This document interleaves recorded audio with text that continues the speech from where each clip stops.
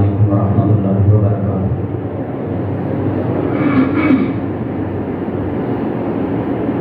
الحمد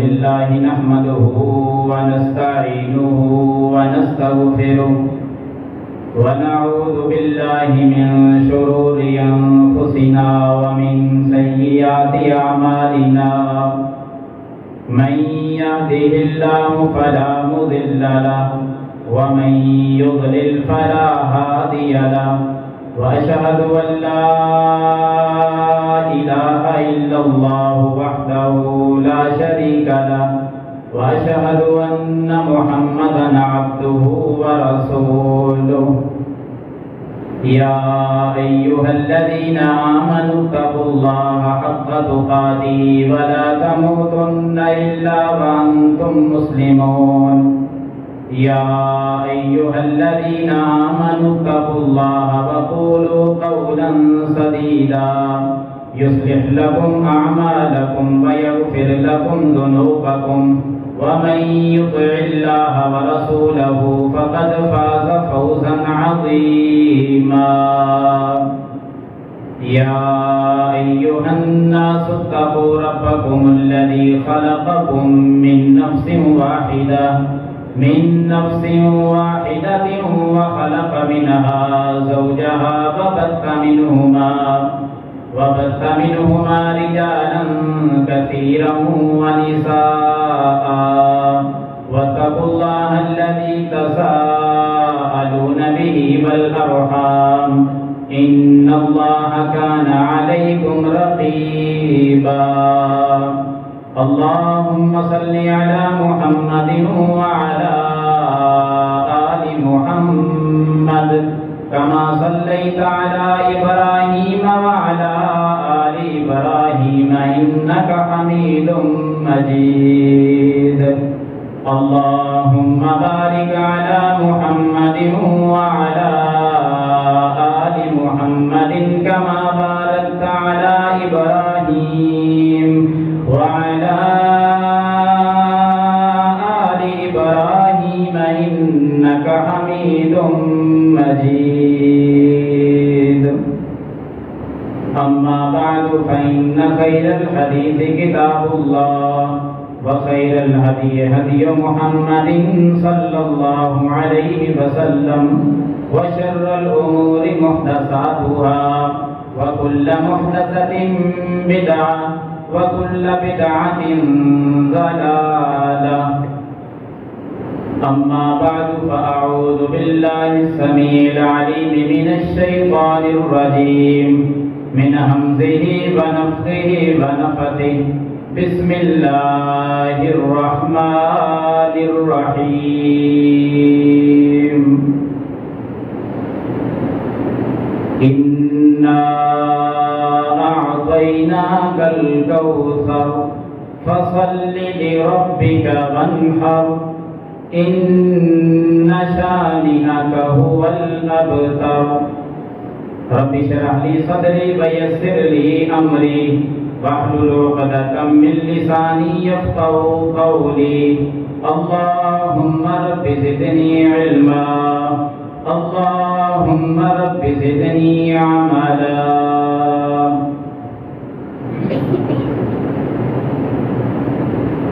واجب الاحترام دوستوں بزرگوں عزیز ساتھیوں، عزت و احترام کے لائق اسلامی ماں اور بہنوں،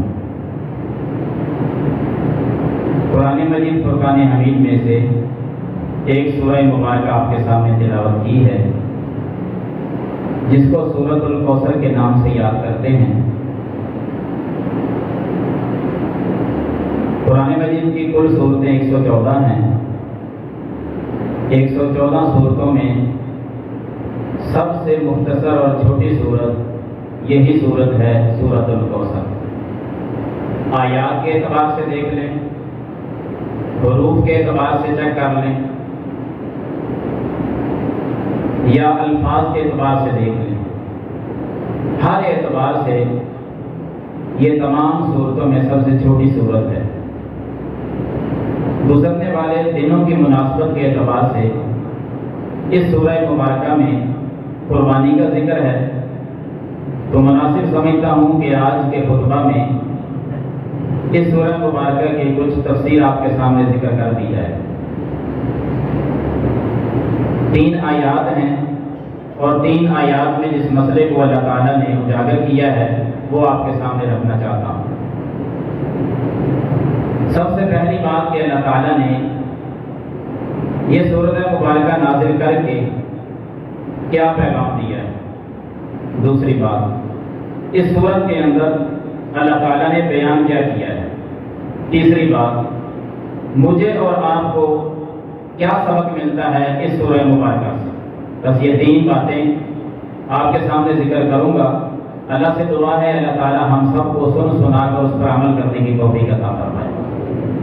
سورۃ الکوثر یہ نبی پاک صلی اللہ علیہ وسلم کو اللہ تعالیٰ نے تسلی دیتے ہوئے نازل فرمائی، کیونکہ آپ علیہ الصلوۃ والسلام کی زندگی کو جب پڑھا جائے، اس کا مطالعہ کیا جائے، آپ کی سیرت کو دیکھا جائے تو بڑے ایسے مواقع آپ کو نظر آئیں گے، بہت ساری ایسی جگہ آپ کو دکھائی دیں گی جہاں اللہ کے رسول صلی اللہ علیہ وسلم بہت زیادہ پریشان ہوئے، بہت زیادہ دکھ آئے، تکلیفیں آئیں۔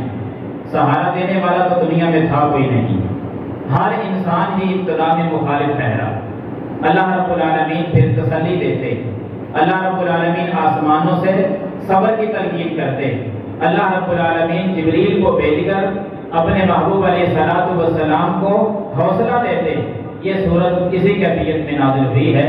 آپ علیہ الصلوۃ والسلام کے بارے میں آپ جانتے ہیں کہ جب ابھی تک نبوت کا اعلان نہیں کیا، 40 سالہ جو زندگی ہے آپ کی، اسے کون نہیں جانتا، سارے ہی محبت کرتے تھے، صادق الامین سے پکارتے تھے، امانتیں نبی علیہ الصلوۃ والسلام کے پاس لکھواتے تھے۔ کبھی اہل عرب کا جھگڑا ہو جاتا تو فیصلہ محمد رسول اللہ صلی اللہ علیہ وسلم سے کرواتے، یعنی اپنے جھگڑوں میں فیصل نبی علیہ السلام کو مانتے اور امانتیں ان کے پاس رکھتے، صادق الامین جیسے کمال کے القابات سے پکارتے۔ سب کچھ یہ چل رہا تھا۔ 40 سال کی جب زندگی پوری ہوئی، اللہ کی طرف سے جب نبوت کا تاج پہنایا گیا، محمد رسول اللہ صلی اللہ علیہ وسلم نے جب نبوت کا اعلان کیا، اپنے قبیلوں کو بلایا، اپنے خاندانوں کو بلایا، پہاڑی پہ چڑھ کر جب کہا نا قولوا لا الہ الا اللہ تفلحوا، توحید کی دعوت دی کہ اللہ کے علاوہ ہر کسی کا انکار کرو، صرف معبود برحق ایک ہے جس کو اللہ کہا جاتا ہے، باقیوں کا انکار کریں۔ دنیا مخالف ہوئی، صرف مخالف ہی نہیں، زبان سے جملے بھی کہے، ہاتھوں کے ذریعے تکلیف بھی پہنچائی، محبوب علیہ الصلوۃ والسلام کے راستے کو روکا۔ آپ علیہ السلام کو جو صادق الامین کہنے والے تھے، نہ جانے کون کون سے القابات سے پکارنے لگے۔ کوئی تبا لک یا محمد کہہ کر ظالم انسان الپنے الفاظ اور گندی زبان استعمال کرتا ہے، کوئی کسی الفاظ سے، کوئی کسی لقب سے۔ الغرض آپ علیہ السلام کو تکلیف پہنچانے کی پوری کوشش کی گئی۔ آپ پر پتھر بھی برسائے، آپ کے گلے میں کپڑا ڈال کر گلی بازار میں چلتے ہوئے راستے میں کھینچ کر زمین پر گرایا گیا۔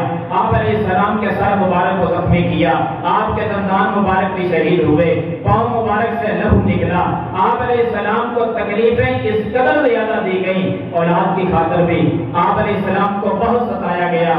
آپ علیہ السلام جب بہت زیادہ تکلیف میں آتے، اللہ قرآن میں مختلف جگہوں پر تسلی دیتا اپنے پیغمبر کو، اپنے محبوب کو، اپنے نبی کو۔ کیسے؟ کبھی اللہ فرماتے وَلَسَوْفَ يُعْطِيكَ رَبُّكَ فَتَرْضَىٰ، کبھی رب فرماتے وَلَلْآخِرَةُ خَيْرٌ لَكَ مِنَ الْأُولَىٰ۔ اے محبوب علیہ السلام آپ کیوں اتنے پریشان ہوتے ہیں؟ گزر گئے دن جو گزر گئے، جو تکلیفیں آنی تھی وہ آ گئیں، آنے والا دن گزرے ہوئے دن سے آپ کا بہتر ہوگا۔ گزری ہوئی زندگی سے آنے والی زندگی یا محمد آپ کی بڑی باکمال ہوگی، دکھ سارے ختم ہو جائیں گے۔ وَلَسَوْفَ يُعْطِيكَ رَبُّكَ فَتَرْضَىٰ، اے محمد صلی اللہ علیہ وسلم آپ کا رب آپ کو اتنا عطا کرے گا کہ آپ راضی ہو جائیں گے، آپ خوش ہو جائیں گے، اتنا آپ کو اللہ عطا فرمائے گا۔ اسی کیفیت میں انہی تسلیوں میں سے ایک تسلی سورۃ الکوثر میں بھی ہے۔ اِنَّا أَعْطَيْنَاكَ الْكَوْثَرَ، اے محمد صلی اللہ علیہ وسلم ہم نے آپ کو کوثر کا مالک بنا دیا، کوثر آپ کے نام لگا دی، ہم نے خیر کثیر آپ کو عطا کر دیا، ہم نے دنیا آخرت کی نعمتیں آپ کے نام کر دی ہیں، اے محمد صلی اللہ علیہ وسلم کیوں پریشان ہوتے ہیں؟ پریشانی بنی کیا تھی اس موقع پر، اس کو بھی نوٹ کریں۔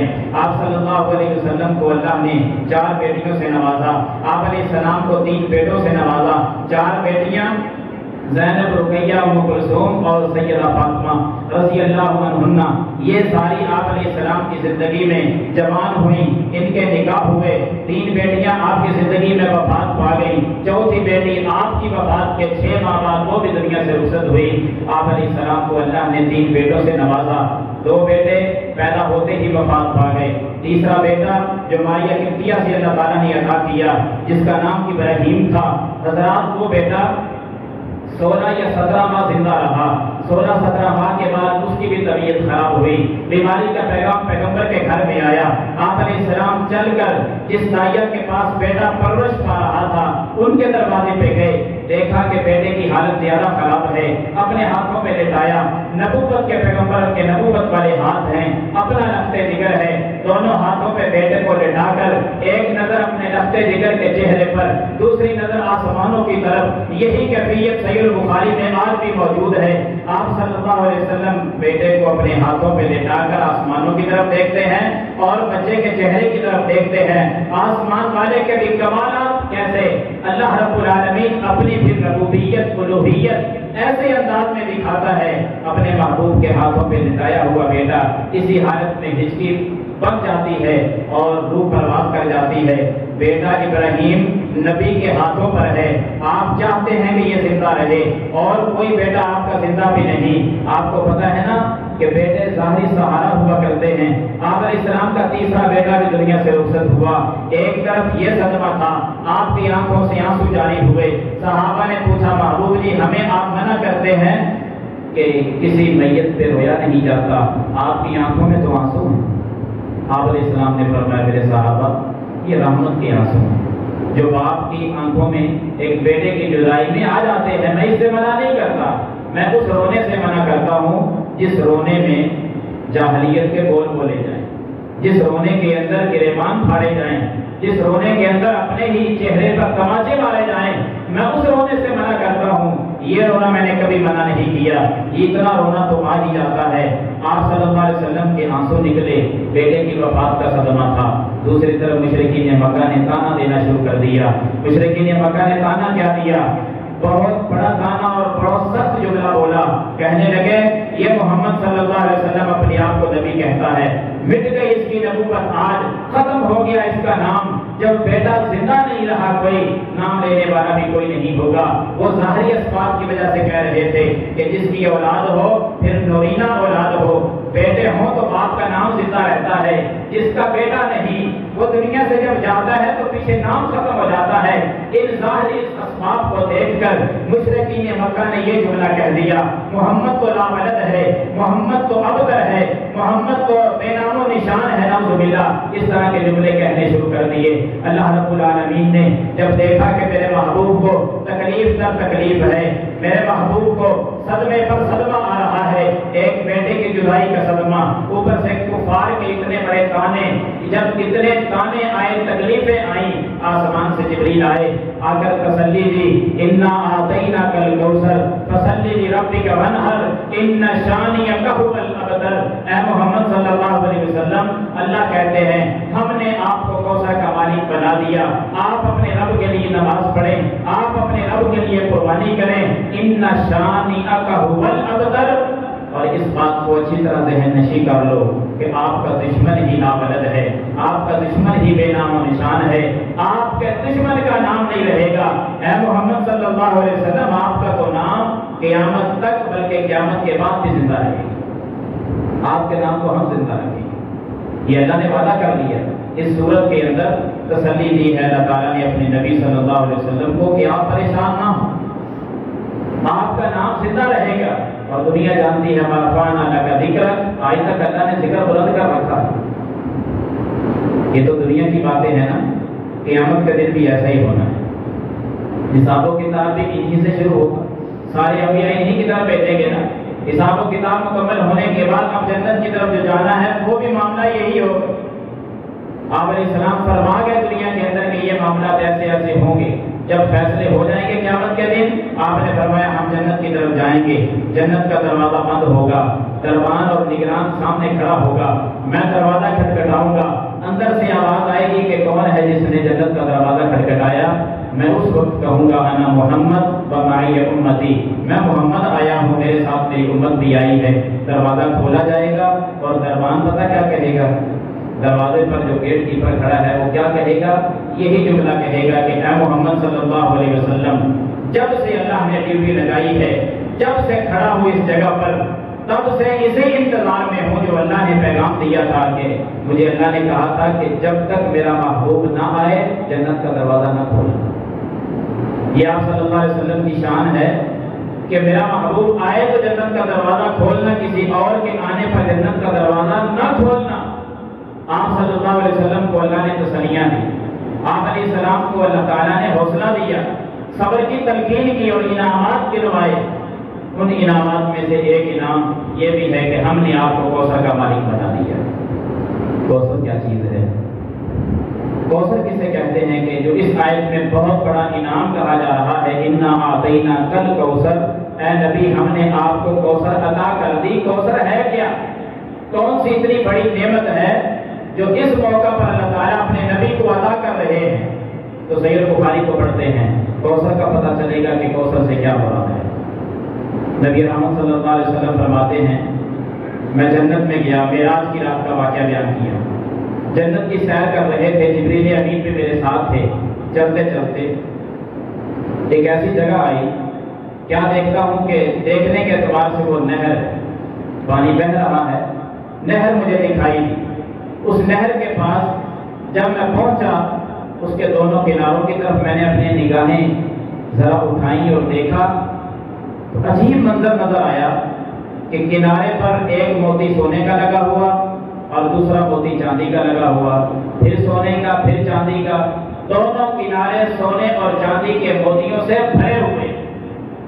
پانی اتنا صاف اور شفاف ہے کہ میں نے پانی کو دیکھا تو پانی کے اندر جہاں ریت اور مٹی وغیرہ پڑی ہوتی ہے نا، پانی پر بہہ رہا ہو، اس نہر کے اندر پانی کے نیچے کستوری پڑی ہوئی، کستوری پر وہ پانی بہہ رہا تھا، کستوری بھی دکھائی دی اور پانی چلتا ہوا بھی دکھائی دیا، دونوں سائڈوں پر چاندی اور سونے کے موتی جڑے ہوئے وہ دکھائی دیے۔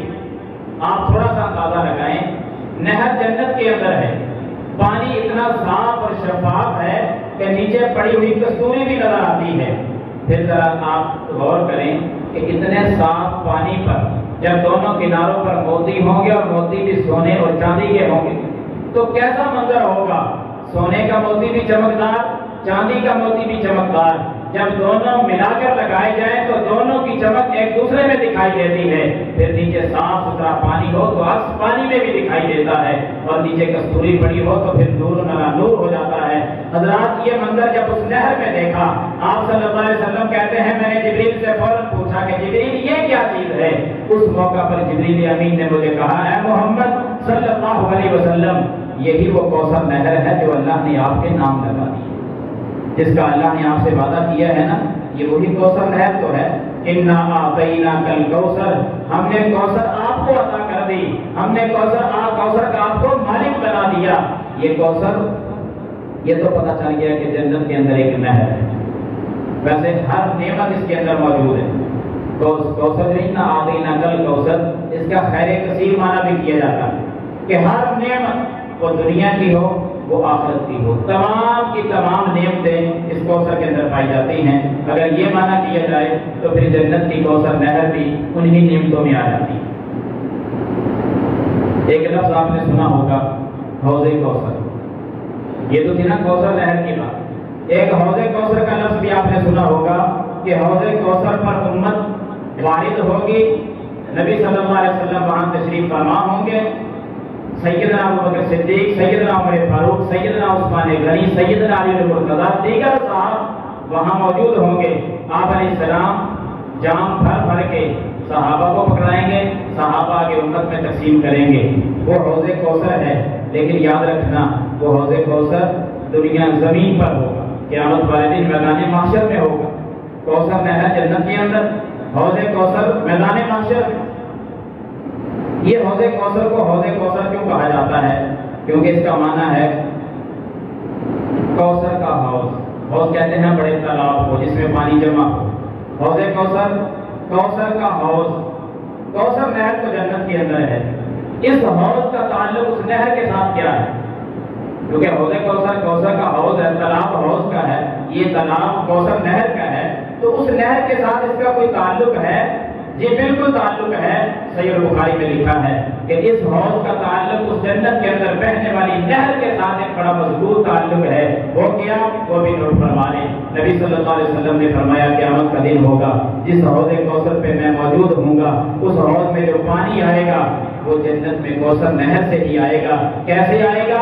فرمایا اللہ تعالیٰ 2 پائپ لگائے گا، 2 نعرے لگا دے گا، ان 2 پائپ کے ذریعے جنت کی کوثر نہر سے پانی آئے گا اور اس حوض کے اندر آ کر داخل ہوتا جائے گا۔ اسی لیے حوض کوثر کہتے ہیں کیونکہ پانی کوثر نہر سے آئے گا اور اس تالاب میں آ کر داخل ہوگا، حوض کوثر نام رکھا گیا۔ اور حوض کوثر کے جو کمالات اور خوبیاں پیغمبر نے بیان کی وہ بھی کبھی آپ تنہائی میں بیٹھ کر سوچیں۔ اللہ نے اتنا مقام و مرتبہ اپنے محبوب کو عطا کر دیا، تسلی ایسے ہی نہیں دے دی۔ جب تسلی دینے والا پوری کائنات کا مالک ہو پھر تسلی بھی کمال کی تسلی، حوصلہ بھی کمال کا حوصلہ، صبر کی تلقین بھی اس رب نے کی۔ آپ صلی اللہ علیہ وسلم نے خود بیان فرمایا کہ جو مجھے اللہ نے حوض عطا کیا ہے نا، اس کی کیفیت کیا ہے، اس کی خوبیاں کیا ہیں۔ آپ صلی اللہ علیہ وسلم نے انبار لگا دیے بیان کرتے ہوئے خوبیوں کے۔ فرمایا میرے صحابہ آپ صحیح مسلم کو پڑھیں، بخاری کو پڑھیں، ترمذی، ابو داؤد، نسائی کو پڑھیں، مسند احمد میں چلے جائیں، حدیث کی کوئی کتاب آپ اٹھائیں، حوض کوثر کی حدیثیں نکالیں، 30 صحابہ سے زیادہ ہیں جو حوض کوثر کی حدیثیں بیان کرتے ہیں۔ آپ صلی اللہ علیہ وسلم کی ایک حدیث پڑھتا ہوں آپ کے سامنے حوض کوثر کے متعلق، جن میں خوبیاں ہی خوبیاں۔ میرے محبوب فرماتے ہیں حوضی مسیرۃ شہر ماؤہ ابیض من اللبن فریحہ اطیب من المسک فکیزانہ کنجوم السماء من شرب منہ فلا یظمأ ابدا۔ دنیا کے لوگوں حوض کوثر کیسا ہوگا؟ آپ نے فرمایا اگر اس کی لمبائی کے بارے میں کوئی جاننا چاہے، اس کی چوڑائی کے بارے میں کوئی علم حاصل کرنا چاہے، اس کے طول و عرض کا علم حاصل کرنا چاہے تو میری زبان سے سن لے، حوضی مسیرۃ شہر، فرمایا 1 مہینے کی مسافت کے برابر ہے میرا حوض۔ 1 مہینہ بندہ سفر کرے، چلتا جائے، رات کو بھی چلے، دن کو بھی چلے، جتنا سفر وہ طے کرے گا 1 مہینے کے اندر اتنا لمبا چوڑا حوض اللہ نے مجھے عطا کیا ہے۔ مسافت مہینے کے برابر، پانی کی کیفیت فرمایا ماؤہ ابیض من اللبن، اس کے اندر جو پانی ہے وہ دودھ سے بھی کہیں زیادہ سفید ہوگا، فریحہ اطیب من المسک، آنے والی خوشبو وہ کستوری سے بھی کہیں زیادہ ہوگی۔ حضرات اس کی مٹھاس کی طرف اگر دیکھا جائے، دوسری حدیث کا سہارا لے کر آپ کو بتا رہا ہوں، محبوب علیہ السلام نے فرمایا اگر اس کی خوشبو کو دیکھا جائے کستوری سے زیادہ، اور اگر اس کے ذائقے کو دیکھا جائے، چیک کیے جائے، مٹھاس کو دیکھا جائے تو شہد کی مٹھاس بھی پیچھے رہ جائے گی۔ وہ شہد سے زیادہ میٹھا ہوگا، دودھ سے زیادہ سفید، شہد سے زیادہ میٹھا، کستوری سے زیادہ خوشبودار۔ اور محبوب نے فرمایا جن برتنوں میں ڈال کر دوں گا نا، وَكِيزَانُهُ كَالْجُمِ السَّمَاءِ، آسمان پر چمکتے چمکتے ستاروں کی طرح کے برتن ہوں گے، سونے کے ہوں گے، چاندی کے ہوں گے، ان برتنوں میں ڈال کر میں امت کو پانی پلاؤں گا۔ آپ نے فرمایا کہ شان اس بندے کی جو میرے پاس پہنچا، میرے ہاتھ سے اس کو جام کوثر نصیب ہو گیا۔ فرمایا من شرب منہ فلا یظمأ ابدا، میری امت کے لوگوں جو 1 مرتبہ آ کر جام کوثر مجھ سے حاصل اس نے کر لیا، 1 گھونٹ بھی اگر اس کو مل گیا، 50,000 سال کا دن ہے قیامت کا، کبھی دوبارہ پیاس اسے تنگ نہیں کرے گی، دوبارہ پیاس نہیں لگے گی۔ یہ شان ہے اس کی جو اس پانی پہ وارد ہوگا، جو اس حوض کوثر پہ پہنچے گا اور اللہ اس کو اپنے محبوب کے ذریعے جام کوثر عطا فرمائے گا، اس کی شان ہے۔ تو میں عرض کر رہا ہوں حوض کوثر بڑی خوبیوں کا پانی، بڑی خوبیاں اللہ تعالیٰ نے عطا فرمائی۔ آپ جس لحاظ سے بھی چیک کر لینا۔ ایک اور زاویے کے اعتبار سے آپ کے سامنے بات رکھتا ہوں کہ حوض کوثر میں اللہ تعالیٰ نے کتنے کمالات رکھے۔ یہ تو خوبیاں چند ایک بیان بتائی نا کہ دودھ سے زیادہ سفید، شہد سے زیادہ میٹھا، کستوری سے زیادہ خوشبودار، اور برتن جس طرح آسمان کے ستارے ہیں، یعنی تعداد میں، چمک دمک میں وہ ان سے بھی زیادہ ہوں گے۔ جو پی جائے گا دوبارہ پیاس نہیں لگے گی۔ دوسرے اعتبار سے دیکھیں ذرا کہ دنیا کے قانون اللہ تعالیٰ نے سارے کے سارے ختم کر دیے۔ دنیا میں قانون چلتا ہے اور اللہ کی جب قدرت آ جائے تو قانون سارے ختم ہو جاتے ہیں۔ حوض کوثر کے کمالات اور خوبیوں میں اللہ نے اپنی قدرت کے کرشمے دکھائے ہیں، قانون توڑ دیے سارے۔ آپ سوچیں گے وہ کیسے؟ میں اشارہ کروں گا، آپ سمجھ جائیں گے۔ دنیا میں اگر کوئی چیز سفید ہو نا، وائٹ چیز ہو، یا اس کی سفیدی بیان کرنا مقصود ہو کہ فلاں چیز بہت زیادہ سفید ہے، تو تشبیہ کس کے ساتھ دی جاتی ہے؟ دودھ کے ساتھ، کہ فلاں چیز ایسے ہے جیسے دودھ سفید، کل لبنی، دودھ کی طرح ہے فلاں چیز۔ لیکن کب قربان جاؤں محبوب علیہ الصلوۃ والسلام کے حوض کوثر کے سادہ پانی پر، یہ نہیں کہا کہ ماں وہ ہو کل لبنی، کہ اس کا پانی جو ہے وہ دودھ کی طرح کا ہوگا، نہیں، اللہ نے قانون ختم کر دیا۔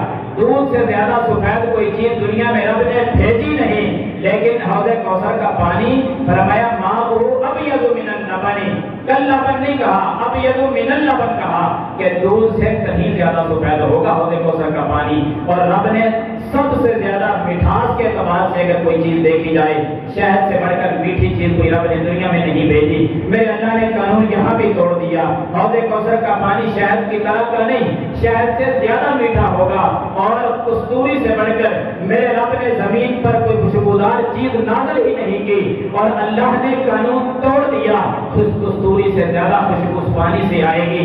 آسمان کے ستاروں کے ساتھ چمک دمک کی مثالیں چلتی ہیں۔ رب نے برتن ایسے عطا کیے، چمک دمک میں بھی زیادہ، تعداد میں بھی زیادہ، اور کسی چیز کی تعداد زیادہ اور کثرت بیان کرنا مقصود ہو نا، تو تب بھی آسمان کے ستاروں کی تعداد جو لا تعداد ہے اس کے ساتھ تشبیہات چلتی ہیں۔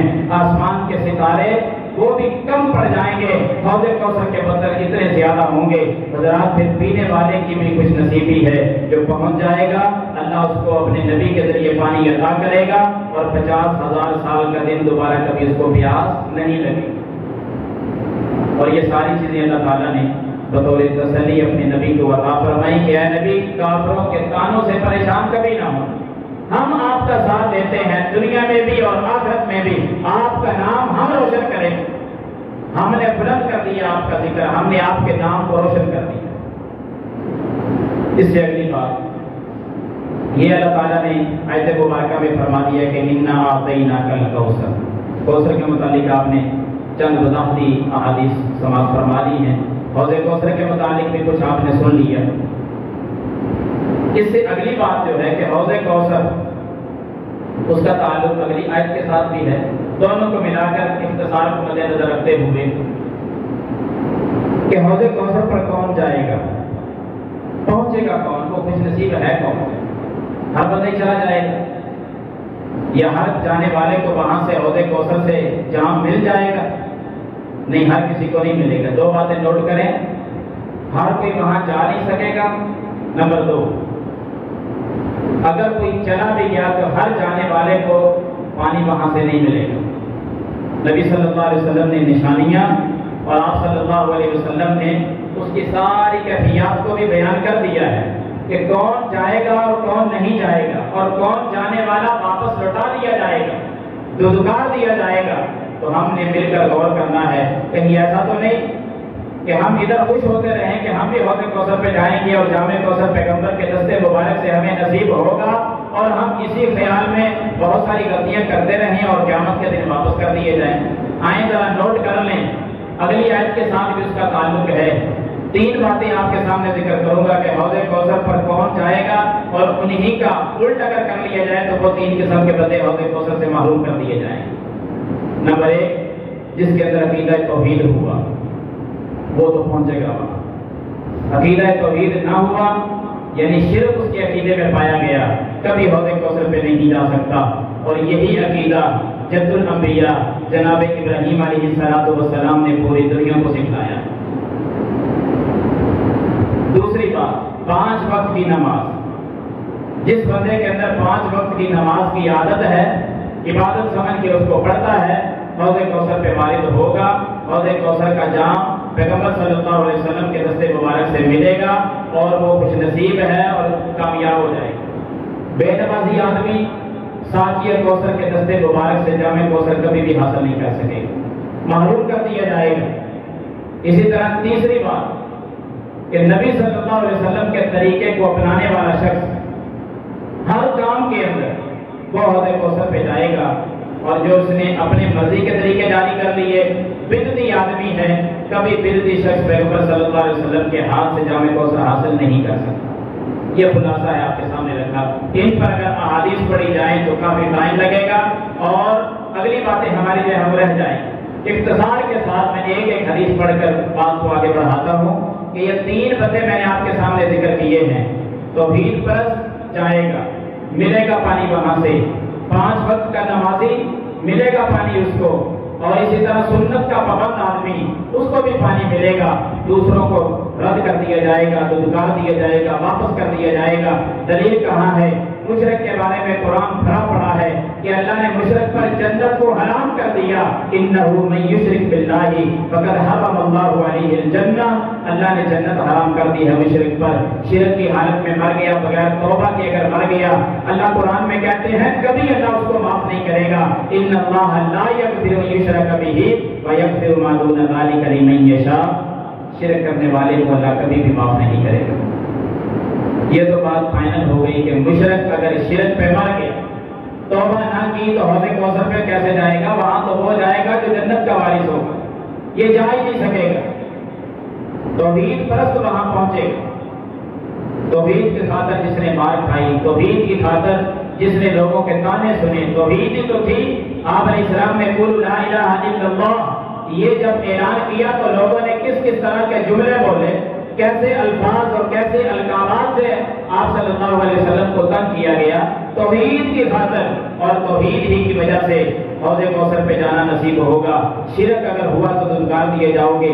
5 وقت کی نماز کی میں بات کر رہا تھا، اس پہ ذرا غور کریں۔ ایک موقع پر آپ صلی اللہ علیہ وسلم بقیع قبرستان میں گئے، صحابہ بھی ساتھ ہیں۔ قبرستان میں پہنچ کر کیا فرمایا؟ آپ علیہ السلام نے بڑے تاریخی الفاظ آپ نے بول کر رہتی دنیا تک کو فرما دیے۔ آپ نے فرمایا میرا جی تو چاہتا تھا میں اپنے بھائیوں سے ملاقات کر لیتا، بڑے کمال کے الفاظ، میرا جی چاہتا تھا میں اپنے بھائیوں سے ملتا، میں اپنے بھائیوں کے چہرے کا دیدار کرتا، لیکن مل نہیں سکا۔ صحابہ کہنے لگے محبوب جی ہم آپ کے بھائی نہیں؟ آپ نے ہمیں دیکھا ہوا نہیں؟ آپ کیسی بات کر رہے ہیں؟ ہم آپ کے بھائی ہیں، ہم نے آپ کو دیکھا ہوا بھی ہے، آپ نے ہمیں دیکھا ہوا ہے، آپ کن کی بات کر رہے ہیں؟ فرمایا میرے صحابہ تم تو میرے اصحاب ہو، میں جن کو بھائی کہہ رہا ہوں وہ ابھی تک پیدا ہی نہیں ہوئے۔ میری امت کے لوگ جو میرے دنیا کے چلے جانے کے بعد آئیں گے، قیامت تک آتے رہیں گے، وہ میرے بھائی ہیں۔ میرا جی چاہتا تھا ساری امت ہی آ جاتی، میں ساری امت کے چہروں کا دیدار کر لیتا، میں اپنی امت کو دیکھتا کہ کتنے لوگ آئیں گے میری امت میں، لیکن اللہ نے زندگی کو مختصر کر دیا۔ اب زندگی وفا کرتے ہوئے، ساتھ دیتے ہوئے دکھائی نہیں دیتی۔ اللہ کے پاس جانا جلدی جلدی یہ نظر آ رہا ہے۔ بھائی آئیں گے، میرے بعد آئیں گے، ان کو دیکھ نہیں سکا۔ آپ نے فرمایا چلو کوئی بات نہیں، انا فارغتهم علی الحوض، میں اپنے بھائیوں کا انتظار حوض کوثر پہ کروں گا۔ حوض کوثر پہ میرے بھائی آئیں گے، وہاں میں ان کا انتظار کروں گا۔ جب آپ نے یہ فرمایا نا میں ادھر انتظار کروں گا، جو پاس کھڑے صحابہ تھے نا فوراً بول اٹھے، کہتے ہیں یا رسول اللہ صلی اللہ علیہ وسلم ایک بات تو ذرا بتلا دیں۔ کون سی؟ فرمایا ابھی آپ کہہ رہے ہیں کہ میں ان کو دیکھ نہیں سکا، تو آپ تو دنیا سے چلے جائیں گے، وہ آپ کے بعد آئیں گے، آپ نے ان کو دیکھا ہوا نہیں ہوگا، انہوں نے آپ کو نہیں دیکھا ہوگا۔ قیامت کے دن کیسے ان کا انتظار کریں گے کہ یہ میرے امتی آئے نا؟ وہاں تو بڑی امتیں ہوں گی، بڑے لوگ ہوں گے، آپ نے جن کو دیکھا ہی نہیں ان کو پہچانیں گے کیسے کہ یہ میرے امتی ہیں؟ پہچان کیسے ہوگی؟ آپ صلی اللہ علیہ وسلم نے یہ نہیں فرمایا کہ میرے صحابہ خاموش ہو جاؤ، ایسی بات نہ کہو، میں دنیا سے چلے جانے کے بعد بھی حاضر ناظر ہوں گا، میں دیکھتا رہوں گا سب کو، سارے ہی میری نظر میں ہوں گے۔ قطعاً ایسی بات نہیں گئی، کیونکہ صحابہ کا جو عقیدہ تھا وہی عقیدہ آج جماعت اہل حدیث کا ہے کہ نبی صلی اللہ علیہ وسلم دنیا سے جب چلے گئے اب آپ کسی کو نہ دیکھ رہے ہیں نہ کسی کے پاس موجود ہے، یہ صرف اللہ کی ہے اللہ ہر جگہ کو دیکھتا ہے، اللہ کی ہر جگہ پہ نظر ہے، ہر کسی کی چیز کا علم اللہ کے پاس۔ نبی علیہ السلام نے فرمایا میں ان کو دیکھ نہیں سکا۔ صحابہ نے پوچھا محبوب جی پہچانیں گے کیسے؟ آپ علیہ السلام نے ایک مثال دے کر بات سمجھائی۔ آپ نے فرمایا میرے صحابہ مجھے یہ بتاؤ، ایک آدمی کے گھوڑے ہوں، وہ سارے کے سارے سیاہ ہوں، کالے رنگ کے گھوڑے ہوں، اور دوسرے آدمی کے ایسے گھوڑے چند ایک اس میں موجود ہوں جن کی ٹانگیں سفید ہوں اور چہرہ سفید ہو، کیا دور سے ان سیاہ گھوڑوں میں اپنے 5 کلیان گھوڑے دے کر پہچان لے گا یا نہیں جن کی ٹانگیں بھی سفید ہیں اور چہرہ بھی سفید ہے؟ صحابہ کہتے محبوب جی کیوں نہیں، وہ تو فوراً پہچان لے گا۔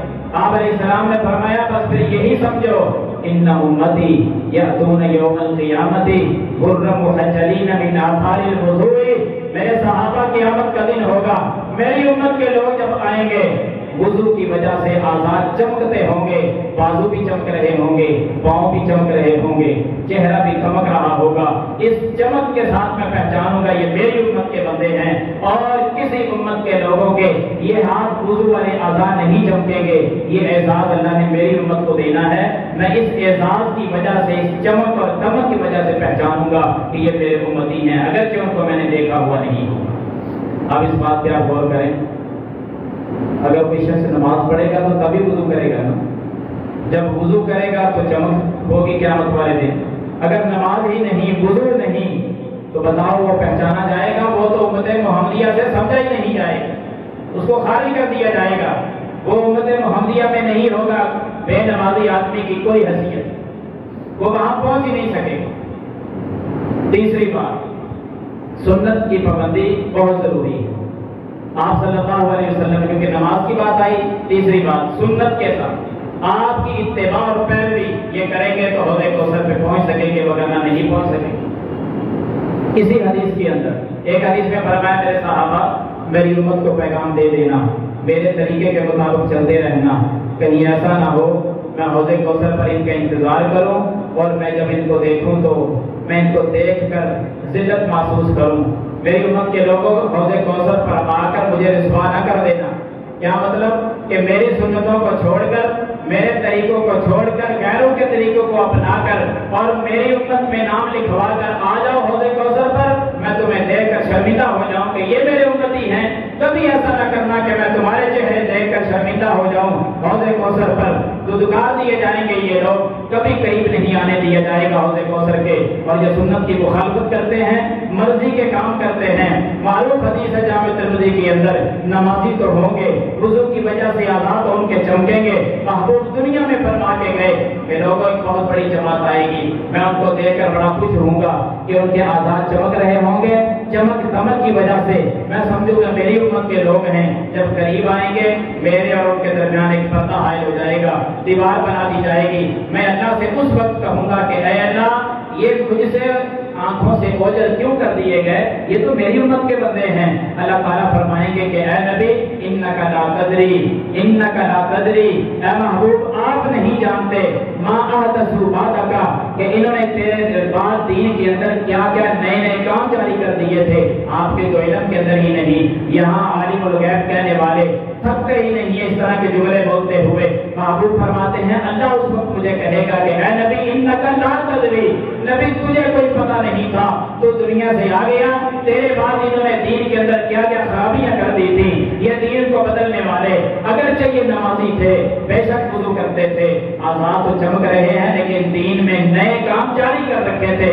آپ نے فرمایا میرے صحابہ میں اس وقت اللہ کو کہوں گا سوکن سوکن لمن غیر آبادی، اے اللہ ایسے بندوں کو مجھ سے دور کر دے، دفع کر دے، جنہوں نے میرے بعد ہی میرے دین کو بدل کے رکھ دیا تھا، ان کو حوض کوثر پہ نہ آنے دینا۔ حضرات ہر وقت نبی صلی اللہ علیہ وسلم کے طریقے پر عمل پیرا ہوں گے تو حوض کوثر کا جام ملے گا۔ اگر اپنے طریقے اپنا لیے دودگار دیے جائیں گے، 5 وقت کی نماز ہوگی، جام کوثر ملے گا، وگرنہ واپس کر دیے جائیں گے۔ بے نمازی آدمی بھی حوض کوثر پہ بنا جا سکتا ہے، کبھی بھی نہیں جا سکتا۔ توحید پرست رہیں ہمیشہ، کبھی شرک کو اپنے قریب نہ آنے دیں۔ یہ ساری شان اور مقام اللہ نے اپنے محبوب پیغمبر صلی اللہ علیہ وسلم کو عطا کیا۔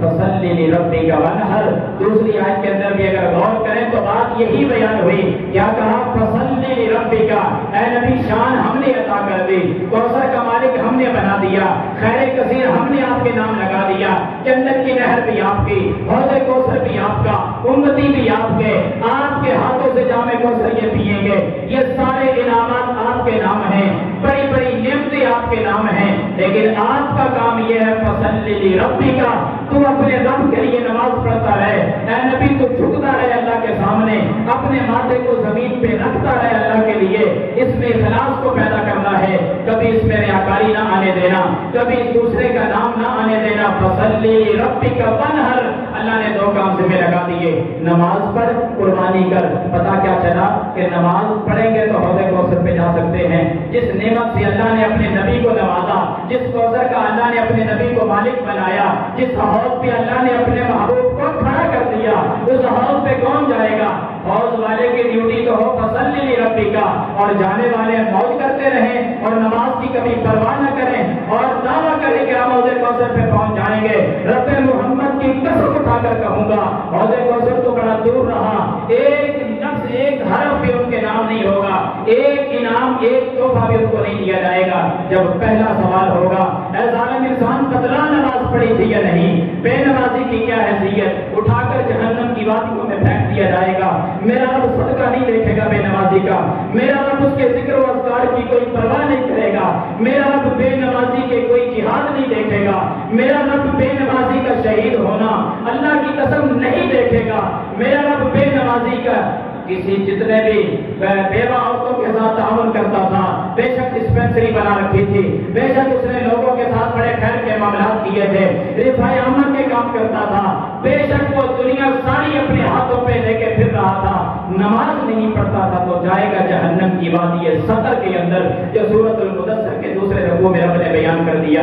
بے نمازی سطر وادی کے اندر جلیں گے، اللہ ان کو معاف نہیں کرے گا، جہنم میں جانا پڑے گا۔ یہ ڈیوٹی اللہ تعالیٰ نے اپنے نبی کی لگا دی کہ بے نمازی بالکل جائز اور کسی کوئی حیثیت ہی نہیں۔ اے نبی آپ نماز پڑھیں، اے نبی آپ اپنے رب کے لیے قربانی کریں، قربانی کا موسم ہے، اس میں بھی اخلاص کو پیدا کر لیں، نماز بھی اللہ کے لیے، قربانی بھی اللہ کے لیے۔ اگر اس میں تھوڑی سی خرابی آ گئی اللہ کی قسم کچھ قبول نہیں ہوگا۔ اگر نماز یہ دکھلاوے کی ہوئی تب کام خراب ہے۔ فویل للمصلین، اللہ نے کیوں کہا نمازیوں کے لیے ہلاکت؟ یا اللہ نمازی ہلاک کیسے ہوتے ہیں؟ اللہ فرماتے ہیں جو نمازوں میں سستی کرتے ہیں، جو نمازوں میں ریاکاری کرتے ہیں، یہ تباہ ہو کے رہ گئے۔ نماز لوگوں کے لیے نہیں، نماز اللہ کے لیے پڑھا کریں، اخلاص کو اپنے اندر پیدا کریں۔ من صلی یرائی فقد اشرک، ایسے الفاظ پیغمبر نے بیان کر دیے مسند احمد کے اندر، فرمایا جس نے نماز ریاکاری کی پڑھی، دکھلاوے کی پڑھی، اس نے تو اللہ کے ساتھ شرک کیا ہے۔ مشرک بنتا ہے آدمی ریاکاری والی نماز پڑھ کے، اللہ کو راضی کرنے کے لیے فریضے کی ادائیگی کے لیے آیا کریں، اپنا فرض سمجھ کر اس کو ادا کیا کریں تاکہ اللہ تعالیٰ اس کو قبول فرمائے۔ یہی ہے فصلی لربک وانحر، نماز اپنے اللہ کے لیے، قربانی اللہ کے لیے۔ قل ان صلاتی و نسکی، اگر ترتیب کو چیک کریں اللہ ڈیوٹی لگا رہے ہیں اپنے پیارے محبوب کی، اے محبوب شان تو تیری بڑی ہے، مقام تو میں نے بڑا دیا ہے، انعامات سے بڑا آپ کو نواز دیا ہے، کوثر جیسی نہر آپ کے نام لگا دی ہے۔ فصلی لربک، حکم یہ ہے کہ اپنے رب کے لیے نماز پڑھ، حکم یہ ہے کہ اللہ کے لیے قربانی کر۔ اور یہی جملہ، یہی اللہ کا جو حکم تھا اپنے نبی کی زبان سے کہلوایا بھی، وہ بھی قرآن کے اندر۔ اللہ کہتے ہیں نبی بول ذرا اپنی زبان سے، میری لگائی ہوئی ڈیوٹی، میرا بتایا ہوا حکم، آپ پر صادر کیا ہوا حکم اس امت کے سامنے رکھ دے کہ یہ سارا کچھ کس لیے ہے۔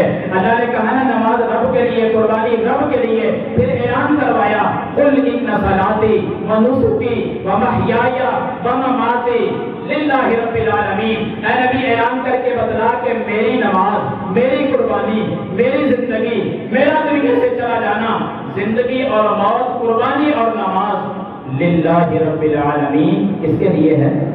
جہانوں کے رب کے لیے۔ کوئی اور نظریہ نہیں، کوئی اور خیال نہیں، کوئی اور بات نہیں، اللہ رب العالمین کے لیے یہ نماز ہے۔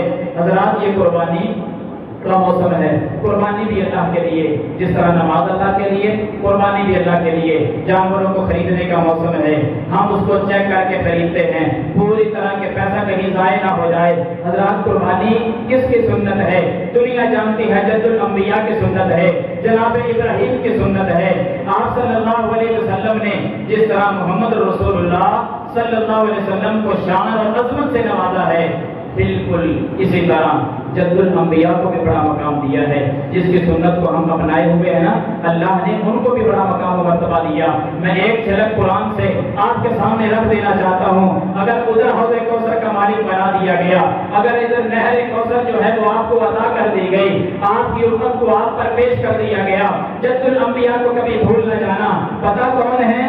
جس لحاظ سے قرآن کھول کر آپ اور آپ کی برگردانی کریں، آپ پڑھیں، ابراہیم چمکتا ہوا ستارہ دکھائی دے گا۔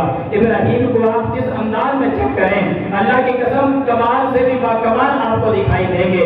ابراہیم علیہ السلام کی سیرت کو اگر قرآن کی نظر میں دیکھا جائے، اگر سفارے دیکھے جائیں، صورتیں دیکھی جائیں، آیات چیک کی جائیں، جس لحاظ سے آپ چیک کریں، قرآن کو سفاروں کی صورت میں دیکھو، 30 پارے ہیں قرآن کے اندر۔ جب میں نے پاروں کے اعتبار سے قرآن میں ابراہیم کی سیرت کو چیک کیا، اللہ نے 23 پارے ایسے ہیں جن میں اپنے پیغمبر ابراہیم کا تذکرہ فرما کر نام کو بلند کر دیا۔ 114 صورتیں ہیں۔ میں اس اعتبار سے اگر دیکھتا ہوں تو اللہ نے 25 صورتیں قرآن کی ایسی ہیں جو ابراہیم کے نام لگا دی، تذکرے کر کر کے اللہ تعالیٰ نے نام کو روشن کر دیا۔ اور اگر آیات کے اعتبار سے دیکھوں، 250 قرآن میں آیات ایسی ہیں جہاں جناب ابراہیم کے تذکرے میں رب نے کہیں شان بیان کی، کسی جگہ پر ان کی توحید کا اعلان کیا، کبھی ان کے صبر کا تذکرہ کیا، کبھی ان کی آزمائشوں کو نام لیے، کبھی اللہ نے ان کے امتحانات کا تذکرہ کیا، کبھی سوالات کا تذکرہ، کبھی اللہ کی طرف سے انعامات اور جوابات کا تذکرہ، کبھی اللہ نے اپنی قدرت کے کشف میں دکھلائے۔ 250 آیات پیغمبر علیہ السلام پہ وہ نازل ہوئی جس میں جناب ابراہیم کا تذکرہ موجود ہے۔ پھر یہ اتنی عظیم الشان اللہ کے پیغمبر ہیں، جد الانبیاء کے نبیوں کے دادا جان ہیں۔ اللہ تعالیٰ نے کتنا مقام دیا؟ اگر نام کے اعتبار سے آپ کے سامنے بات رکھوں کہ لفظ ابراہیم اللہ نے قرآن میں کتنی بار اللہ نے لیا اور نام کو نازل کیا؟ ایک کم 70 مرتبہ اللہ نے قرآن میں لفظ ابراہیم بولا، ایک کم 70 مرتبہ، یعنی 69 مرتبہ ابراہیم کا نام اللہ نے قرآن میں لیا۔ اگر اس لحاظ سے چیک کیا جائے کہ یہ تو تھوڑی فضیلت نہیں، نام ایک مرتبہ آسمان والا لے لینا کسی کا تو کتنی شان ہے اس کی کہ جس کا اللہ نے اپنی محبت میں نام لیا۔ اللہ نے 70 سے 69 مرتبہ اپنے ابراہیم کا نام لیا قرآن کے اندر، قیامت تک نام روشن کر دیا۔ ابراہیم کا لفظ قرآن کے اندر 69 مرتبہ آتا ہے۔ پوچھے جا کر ابی بن کعب کو، جس کا ایک مرتبہ آسمانوں پر اللہ نے نام لیا تھا، بخاری میں آنسو آج بھی موجود ہیں۔ اللہ نے کہا تھا محمد صلی اللہ علیہ وسلم جاؤ اپنے صحابی ابی بن کعب کے پاس چلے جاؤ، قرآن اس کو جا کر سناؤ۔ آپ نے اسلام نے آ کر کہا اے ابی اٹھو، میں قرآن پڑھتا ہوں تم سنو۔ اللہ نے مجھے کہا ہے، حکم دیا ہے کہ ابی کو قرآن سناؤ۔ ابی تڑپ اٹھے، یا رسول اللہ صلی اللہ علیہ وسلم اللہ نے میرا نام لے کر کہا؟ جی ابی اللہ نے نام لے کر کہا ہے۔ پھر کہا اللہ نے نام لیا آسمانوں پر میرا؟ جی ابی تیرا نام لے کر کہا ہے۔ ابی کو اتنی خوشی ہوئی کہ کہاں میں، کہاں اللہ کی ذات، اللہ میرا نام لے کر کہتا ہے اپنے محبوب کو کہ ابی کے سامنے قرآن پڑھو جا کر۔ خوشی کے اندر آنسو بہانے لگ گئے، روتے رہے۔ مطلب کیا کہ ایک مرتبہ نام ابی کا اللہ نے لیا، ابی خوشی میں آنسو بہاتے رہے۔ کیا شان ہے ابی بن کعب کی! 69 مرتبہ اللہ نے صرف نام لیا نہیں بلکہ پیغمبر کے دل پر نازل کر دیا اور ساری امت قیامت تک اس کو نام کو پڑھتی رہی۔ اتنا نام اللہ نے بلند دیا۔ اور اگر صرف نام ہی نہیں، پھر اللہ نے آگے جو ذمہ داریاں لگائیں، اللہ نے قرآن اپنے نبی پہ نازل کر کے ایک حکم دیا، فرمایا ثم اوحینا الیک ان اتبع ملت ابراہیم حنیفا۔ اے محمد صلی اللہ علیہ وسلم ہم آپ کی طرف وحی کر رہے ہیں۔ کیا وحی ہے؟ ان اتبع ملت ابراہیم حنیفا، اے محمد آپ پیروی کریں ملت ابراہیمی کی، جو ابراہیم کا دین تھا نا، اے محمد آپ اس کے نقش قدم پہ چلیں۔ کیا شان ہے ابراہیم علیہ السلام کی! اللہ اپنے آخری نبی کو آرڈر جاری کر رہے ہیں، اے نبی ہم آپ کی طرف وحی کرتے ہیں، میرے ابراہیم کے نقش قدم پہ چل۔ اللہ نے حکم دیا اور دوسرا حکم مجھے اور آپ کو بھی دیا، قل صدق اللہ فاتبعوا ملت ابراہیم حنیفا۔ اے نبی اعلان کر کے اللہ نے آسمانوں سے سچ کہا ہے، یا اللہ کیا کہا ہے فَاتَّبِعُوا مِلَّةَ إِبْرَاهِيمَ حَنِيفًا، اے دنیا کے لوگوں قیامت تک آنے والوں سارے کے سارے تم ابراہیم کے دین کے نقش قدم پہ چلتے رہنا، ان کی پیروی کرنا، اور ساتھ ساتھ پھر ایک اور حکم بھی جاری کیا کہ جو کوئی روح گردانی کرے گا اپنا چہرہ موڑ لے گا، ابراہیم کی ملت کا جب تذکرہ ہو ماتھے پہ مل آ جائیں گے۔ آپ علیہ السلام نے فرمایا وَمَن يَرْغَبُ عَن مِلَّةِ إِبْرَاهِيمَ إِلَّا مَن سَفِهَ نَفْسَهُ، اللہ نے ایک فیصلہ نازل کر دیا، فرمایا ملت ابراہیمی سے جو بندہ بھی منہ موڑے گا وہ کائنات کا بے وقوف انسان ہوگا۔ ملت ابراہیمی سے وہی منہ موڑتا ہے جو بے وقوف انسان ہے۔ کتنی شان اللہ تعالیٰ نے عطا کی ہے ابراہیم علیہ السلام کو، پھر کسی پہ بس نہیں، اللہ تعالیٰ نے بڑا بڑا مقام بیان کیا۔ اللہ تعالیٰ نے یہ ساری چیزیں اور حکم دینے کے بعد کیا کہا وَاتْلُ عَلَيْهِمْ نَبَأَ إِبْرَاهِيمَ، اے نبی میرے ابراہیم کا واقعہ اپنی امت کو سناؤ، میرے ابراہیم کا قصہ امت کو پڑھ پڑھ کے سناؤ، ان پر تلاوت کرو۔ وہ اتنا عظیم انسان تھا، کبھی اللہ اس کو صدیق النبیہ کہتے ہیں، کبھی اللہ ان کو شاکر الانعامی کہتے ہیں۔ اللہ نے 9 صفات قرآن کے ایک ایک مقام پر بیان کر دی۔ اے محمد بیان کر اپنی امت پر میرے ابراہیم کا واقعہ۔ میرے ابراہیم بڑا پیارا انسان تھا، میرا ابراہیم بڑا سچا نبی تھا، میرا ابراہیم تو نعمتوں پہ شکر کرنے والا تھا۔ جب ہم ان کی ساری سیرت کو پڑھتے ہیں وقت کو مختصر سمجھتے ہوئے، اختصار کو مد نظر رکھتے ہوئے، میں 2 باتیں آپ کے سامنے رکھنا چاہتا ہوں کہ اللہ نے اپنے آخری نبی کو بھی بڑی شان سے نوازا، ساتھ ساتھ جد الانبیاء کو بھی بڑا مقام دیا۔ یہ مقام آخر کیوں ملا؟ یہاں ہماری بات کا اختتام ہے۔ ہمیں سبق کیا ملتا ہے، درس کیا ملتا ہے، میں نے اور آپ نے کرنا کیا ہے؟ حضرات جد الانبیاء جناب ابراہیم علیہ السلام کی کبھی خوبیوں کو پڑھ کر دیکھیں، وہ خوبیاں میرے اور آپ میں بھی آنی چاہیے، تب اللہ کے ہاں ہماری قربانی قابل قبول ہے۔ جناب ابراہیم کے اندر پتہ کیا خوبی تھی؟ سب سے پہلی خوبی، ابراہیم مشرک نہیں تھے، توحید پرست تھے۔ قرآن نے بار بار کہا، اگر قرآن کی ترتیب آپ کے سامنے رکھوں اللہ کی قسم رونگٹے کھڑے ہو جائیں کہ ابراہیم مشرک نہیں تھا، ابراہیم موحد اور توحید پرست آدمی تھا۔ کیسے؟ دعا مانگی سب سے پہلے وَاجْنُبْنِي وَبَنِيَّ أَن نَّعْبُدَ الْأَصْنَامَ، اے میرے رب مجھے بھی بچا لینا، اے اللہ میری آنے والی نسل اور اولاد کو بھی بچا لینا۔ اے ابراہیم کس چیز سے بچنا چاہتا ہے؟ اتنی درد دل سے دعائیں کیوں کرتا ہے؟ کیا چاہیے؟ کہا أَن نَّعْبُدَ الْأَصْنَامَ، یا اللہ کہیں ایسا نہ ہو کہ ہم بھی بتوں کے پجاری بن جائیں۔ اللہ بتوں کی عبادت سے بچا لینا، اپنی عبادت پہ لگائے رکھنا، اللہ مجھے بھی بچانا، میری نسل اور اولاد کو بھی بچانا۔ اے پورے حال کے اندر جو بیٹھے میری بات کو سن رہے ہیں، کیا یہ ہمارے اندر خوبی ہے کہ ہم بھی شرک سے بچیں، اپنی اولاد کو بھی بچائیں؟ کیا یہ خوبی ہے میرے اور آپ کے اندر کہ جہاں ہم رزق مانگتے ہیں، جہاں دنیا کی نعمتوں کا اللہ سے سوال کرتے ہیں، کبھی مانگا رب سے کہ یا اللہ شرک سے بچا کے رکھنا، یا اللہ ہمارے بچوں کو شرک سے بچا کے رکھنا؟ جد الانبیاء کے خوبی تھے، اللہ سے مانگا کہ یا اللہ مجھے بھی بچانا، میری اولاد کو بھی بچانا۔ ہم جہاں اولاد کی فکر کرتے ہیں، دکان کی فکر، کاروبار کی فکر، تجارت کی فکر، مکان اور آنے والا ہمارا مستقبل روشن ہونا چاہیے، اولاد کی خاطر اللہ کی قسم ہم نے اتنے اہتمامات کیے، اتنے انتظامات کیے، انسلامات کیے، اتنا مال اور رزق جوڑ جوڑ کے رکھا، پتہ نہیں وہ دیکھنا اور استعمال کرنا اولاد کو بھی نصیب ہوگا یا نہیں۔ ہم فرائض سے بھی پیچھے ہٹ گئے۔ آؤ جد الانبیاء کی سیرت کو اپناؤ، جو کیا کہہ رہے ہیں اللہ شرک سے مجھے اور میری اولاد کو بچا لینا۔ میرے اللہ نے پھر دعا کو کیسے قبولیت سے نوازا؟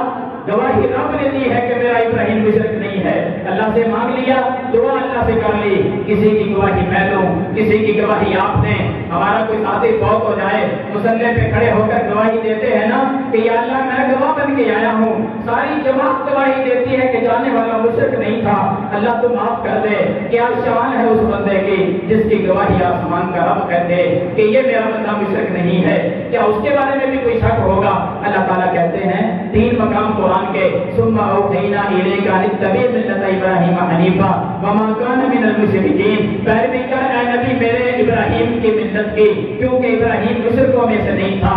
دوسرا مقام فاتبعوا ملت ابراہیم حنیفا وما کان من المشرکین، محمد کی ساری امت سن لے کہ وہ میرے ابراہیم کے دین کی پیروی کرے، کیونکہ میرا ابراہیم جو ہے وہ مشرک نہیں تھا، بے شک ماننے والا کوئی بندہ اس کے ساتھ نہیں تھا، لیکن یاد رکھنا ان ابراہیم کان امۃ قانتا للہ حنیفا ولم یکن من المشرکین۔ لوگوں کیا ہوا اگر ابراہیم تنہا تھا، اگر ابراہیم اکیلا تھا؟ کوئی شک نہیں۔ اللہ کہتے ہیں میرا ابراہیم تھا تو اکیلا، لیکن تھا پوری امت بن کے ٹکرایا پوری دنیا کے سامنے۔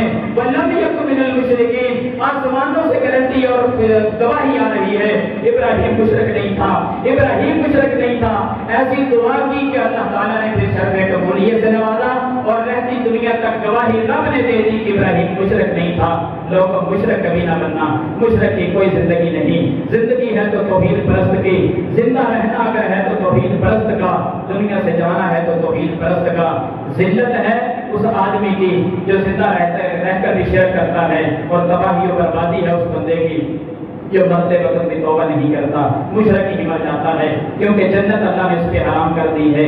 دوسری خوبی جناب ابراہیم کے اندر، اختصار کے ساتھ سنتے جائیں حضرات، دوسری خوبی ابراہیم کے اندر یہ تھی کبھی اللہ کی رحمت سے مایوس نہیں ہوتے تھے، اللہ کی رحمت سے کبھی مایوس نہیں ہوتے تھے۔ ہم بہت جلد مایوس ہو جاتے ہیں اور بڑی بڑی باتیں کر جاتے ہیں کہ رب ہماری دعا نہیں سنتا۔ ہماری آج کی محفل میں اگر کوئی ایسا شخص بیٹھا ہے جو عرصہ دراز سے دعائیں کر رہا ہے لیکن اللہ اس کی دعاؤں کو قبول نہیں کرتا، تو سیرت ابراہیمی کے چند نقطے آج لے جائے اور اس پر عمل کرے، دیکھنا اللہ تعالیٰ کیسے اس کی دعا کو قبول فرماتا ہے۔ ابراہیم علیہ السلام کو اللہ نے اولاد سے محروم رکھا، بیٹا نہیں دیا، دعا کس سے مانگتے رہے؟ اللہ سے، ربی حبلی من الصالحین، ربی حبلی من الصالحین، اے اللہ نیک بیٹا عطا فرما دے، یا اللہ نیک بیٹا دے دے۔ کب تک دعا کی؟ کوئی 2 سال 3 سال 4 سال دعا کی؟ ہم 2-4 مرتبہ دعا کر کے بڑے بڑے القاب اور جملے کہہ جاتے ہیں، ہماری طرف سنتا ہی نہیں ہے۔ ہم کبھی قبر کے پجاری، کبھی پتھر کے پجاری، کبھی جانور کے پجاری، کبھی درخت کے پجاری بن جاتے ہیں۔ لوگوں ابراہیم ایسا مواحد اور توحید پرست ہے، رب کے علاوہ کسی سے مانگتا ہی نہیں ہے۔ سال ہر سال بیت رہے، اللہ اولاد دے دے، اللہ نے ایک بیٹا دے دے، مایوس نہیں ہوئے، اپنے اللہ کی رحمت سے نا امید نہیں ہوئے، دعا مانگتے رہے مانگتے رہے۔ 86 سال کی جب عمر ہوئی تو اللہ نے بیٹا عطا فرما دیا۔ کتنی عمر میں؟ 86 سال کی عمر میں جناب اسماعیل علیہ السلام عطا کر دیے۔ یہاں سے پتہ چلا کہ دعا اللہ سے کرنی ہے، کسی اور کے پاس جانے کی ضرورت نہیں۔ اللہ نے اولاد سے محروم رکھا ہے تو اللہ کے حکمت بھرے فیصلوں پہ راضی رہا کریں، کبھی تنہائیوں میں رو لیا کرے اللہ کے سامنے کہ یا اللہ اولاد ظاہر یہ ثواب نہیں، عطا کر دے، میرا اللہ ضرور عطا کرے گا۔ اور اگر عطا کرنا، اگر بعض دفعہ ایسے ہوتا ہے کہ اولاد ملے تو کام خراب ہوتا ہے، اللہ کے علم کے اندر ہے، اللہ اولاد نہیں دیتا، اللہ کے حکمت بھرے فیصلوں پہ چھوڑ دیا کریں۔ اللہ نے ابراہیم اپنے پیارے کو 86 سال کی عمر میں اب جا کر بیٹا دیا، اور جب بیٹا دیا پھر خوبی کون سی ابراہیم کے اندر؟ ایسے ہی مقام نہیں ملا، قرآن نے پھر خوبی نوٹ کی، جیسے ہی ابراہیم اور اسماعیل اور اسحاق ملے نا، 2 بیویوں سے الگ الگ بیٹے اللہ نے عطا کر دیے۔ سیدہ ہاجرہ سے، سیدہ سارہ سے 2 بیٹے الگ الگ اللہ نے یکے بعد دیگرے عطا کیے۔ فوری طور پر کیا کہا؟ الحمدللہ الذی وہب لی علی الکبر اسماعیل و اسحاق ان ربی لسمیع الدعاء۔ میرے محبوب علیہ السلام پر یہ آیات جب اتری، آپ نے پڑھ کر امت کو سنائی، آج تک ہم ایک دوسرے کو سنتے سنا رہے ہیں۔ کیا کہ ابراہیم علیہ السلام نے جب یہ پکارا اپنے رب کو، الحمدللہ الذی، پہلے دعا کی ربی حب لی من الصالحین، اللہ نے 86-80 سال کی عمر میں بیٹے سے نوازا، تب خوبی کون سی؟ اللہ کا شکر، الحمدللہ الذی وہب لی علی الکبر اسماعیل۔ میں اس اللہ کا شکر ادا کرتا ہوں جس نے بڑھاپے کے باوجود بھی اسماعیل دے دیا، جس نے بوڑھے ہو جانے کے باوجود بھی اسحاق عطا کر دیا، پھر رہتی دنیا تک ایک قاعدہ بتا دیا، ان ربی لسمیع الدعاء۔ لوگوں یقین کر لو میرا رب ہی دعاؤں کو سننے والا ہے اور کوئی سننے والا نہیں۔ شاکر لانعمی دوسرے مقام پہ فرمایا، میرا ابراہیم تو نعمتوں پر شکر کرنے والا انسان ہے۔ یہی خوبیاں میرے اور آپ کے اندر بھی آنی چاہیے۔ یہ دن ہم جو گزار رہے ہیں انہی کے اندر اللہ کا شکر بھی ادا کریں۔ جہاں قربانی کرتے ہیں یہ انہی کی خوبی ہے، انہی کا امتحان تھا۔ اسی اسماعیل کو ذبح کرنے کا اللہ نے حکم دیا تھا، انہی کے گلے پہ چھری چلا رہے تھے، رب نے ایک جانور کو ذبح کر کے رہتی دنیا تک یہ سنت ابراہیمی کو جاری کر دیا۔ آج ہم انہی کی سنت لیکن یاد رکھنا کبھی پھر دنیا کی باتیں نہ آ جائیں، کیونکہ قربانی یہ بھی جس طرح نماز اللہ کے لیے، اسی طرح قربانی بھی اللہ کے لیے، جو اللہ کے لیے کرتا ہے۔ بہت ساری مثالیں اور قرآن کی آیات، وہی حکم دیا قربانی اللہ کے لیے کرو، آپ سے وہ حکم اپنی زبان سے ادا بھی کروایا کہ ابراہیم علیہ السلام یہ بات کہو، اے محمد صلی اللہ علیہ وسلم یہ بات کہو کہ میری نماز اور میری قربانی، میرا جینا اور میرا مرنا یہ اللہ کے لیے ہے۔ پھر احادیث اور قرآن کی دیگر آیات پڑھی جائیں تو آپ صلی اللہ علیہ وسلم پر اللہ نے قرآن اس انداز میں بھی نازل کیا، لن ینال اللہ لحومها ولا دماؤها ولکن ینالہ التقوی منکم۔ لوگوں، ان جانوروں کا نہ اللہ کے پاس گوشت جاتا ہے، نہ ان کا خون اللہ کے پاس جاتا ہے، اللہ کے پاس تو تمہارا تقوی جاتا ہے، الہیت جاتی ہے، جو اندر خلوص ہے وہ جاتا ہے کہ کیا حکم سمجھ کر ذبح کیا جانور۔ پیغمبر کی حدیث آپ ملائیں تو اور مسئلہ کھلے۔ محبوب صحیح مسلم میں فرماتے ہیں ان اللہ لا ينظر الى صورکم وَإِلَىٰ أَمْوَالِكُمْ وَلَٰكِنْ يَنظُرُ إِلَىٰ قُلُوبِكُمْ وَأَعْمَالِكُمْ۔ لوگوں، اللہ کسی کی شکل کو نہیں دیکھتا، اللہ تعالیٰ کسی کے مال کو نہیں دیکھتا، اللہ دیکھتا ہے تو دلوں کو دیکھتا ہے تو اعمال کو دیکھتا ہے۔ کیسا جانور خریدا، شکل کیسی، بڑا کتنا، موٹا تازہ، پیسہ کتنا خرچ ہوا، میرا رب پیسے کو دیکھتا ہی نہیں، میرا رب شکلوں کو دیکھتا ہی نہیں۔ میرا رب کیا دیکھتا ہے؟ میرا رب دلوں کو دیکھتا ہے اور اعمال دیکھتا ہے، خلوص کتنا ہے۔ اللہ کی نظر دلوں پر، اللہ کی نظر اخلاص پر، یہی ہے فصلی لربک ونحر، نماز رب کے لیے، قربانی رب کے لیے، یہی اخلاص ہے۔ اسی پر آ کر قربانی کریں، اللہ کے نام پہ کریں، کبھی کسی کا غیر کا نام نہیں آنا چاہیے ساری زندگی، وگرنہ صحیح مسلم میں یہ بھی ہے من ذبح لغیر اللہ لعن اللہ من ذبح لغیر اللہ، جس نے اللہ کے علاوہ کسی کے نام پہ ذبح کیا اس پر اللہ کی لعنت ہے، یہ نبی صلی اللہ علیہ وسلم نے فرمایا۔ تو یہ چند باتیں تھی سورۃ الکوثر کے حوالے سے۔ آخری آیت میں اللہ فرماتے ہیں ان شانئک ھو الابتر، اے محبوب مٹ جائیں گے آپ کو مٹانے والے جو کہتے ہیں کہ محمد صلی اللہ علیہ وسلم کا نام نہیں رہے گا، میں رب کہتا ہوں ان کا نام نہیں رہے گا۔ یہ سارے بے نام و نشان ہیں، ظاہری طور پر ان کی اولاد ہے، ظاہری طور پر ان کے پاس مال ہے، ظاہری طور پر پورا قبیلہ اور جتھا ہے، ظاہری طور پر سارا عرب ان کے ساتھ ہے، مٹ جائیں گے یہ سارے، کوئی نام نہیں لے گا۔ آج تک اگر کوئی نام لیتا ہے تو لعنت ہی برساتا ہے، جہنمی کہہ کر ہی پکارتا ہے ان کو، لیکن نبی صلی اللہ علیہ وسلم کا جیسے ہی نام آتا ہے محبت سے صلی اللہ علیہ وسلم بھی زبانوں پہ جاری ہوتا ہے۔ یہ اللہ رب العالمین نے انعامات سے نوازا۔ دعا ہے اللہ تعالیٰ مجھے اور آپ کو جو کچھ بیان کیا ہے اس پر عمل کرنے کی توفیق عطا فرمائے۔ وآخر دعوانا